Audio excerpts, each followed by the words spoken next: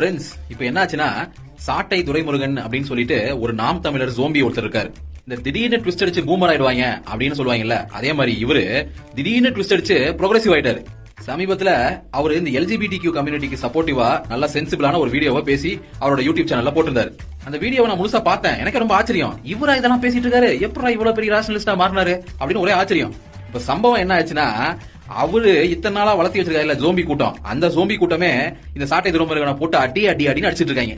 இதுக்குதான் சொல்றது, இந்த இனப்பெருமை, பழமைவாதம், குடிப்பெருமை, முன்னோர்கள் பெருமை, இந்த ஜாதி பெருமை இதெல்லாம் பேசி பேசி ஒரு ஜோம்பி கூட்டத்தை வளர்த்து விட்டீங்கன்னா நீங்களே நினைச்சாலும் அந்த ஜோம்பி கூட்டத்தை ப்ரோக்ரசிவால மாத்த முடியாது.